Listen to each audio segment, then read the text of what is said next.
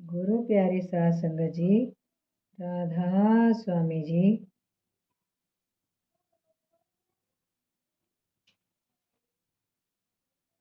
अटल कानून जेहा बीजै सो लूनै कर्मा संदड़ा खेत। गुरु नानक देव जी। रामायण में आता है कि बाली ने तपस्या करके वर लिया था कि जो भी लड़ने के लिए उसके सामने आए उसका आधा बल बाली में आ जाए। इसी कारण जब भी सुग्रीव उससे लड़ाई करने जाता पराजित होकर लौटता। इस तरह बाली की शक्ति हमेशा बढ़ जाती जबकि उसके दुश्मन की ताकत क्षीण हो जाती। रामचंद्र जी महाराज जी को इस भेद का पता था।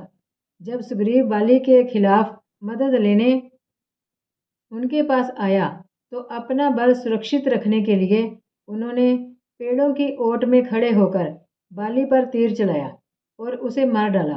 मरते समय बाली ने रामचंद्र जी महाराज से कहा, मैं बेकसूर था, मैंने आपका कुछ नहीं बिगाड़ा था। अब इसका हिसाब आपको अगले जन्म में देना पड़ेगा। सो अगले जन्म में रामचंद्र जी श्री कृष्ण महाराज बने और बाली भील बना। जब कृष्ण महाराज महाभारत के युद्ध के बाद एक दिन जंगल में पांव पर पांव रखकर सो रहे थे तो भील ने दूर से समझा कि कोई हिरण है, क्योंकि उनके पैर में पद्म का चिन्ह था जो धूप में चमककर हिरण की आंख जैसा लग रहा था। उसने तीर कमान उठाया और निशाना बांधकर तीर छोड़ा जो कृष्ण महाराज जी को लगा।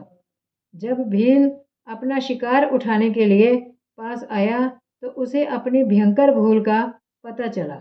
दोनों हाथ जोड़कर वह श्री कृष्ण जी से अपने घोर पाप की क्षमा मांगने लगा।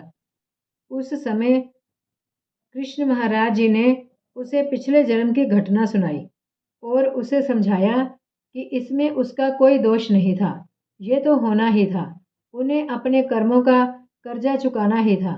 कर्मों का कानून अटल है, कोई भी इससे बच नहीं सकता, अवतारी पुरुष तक भी नहीं।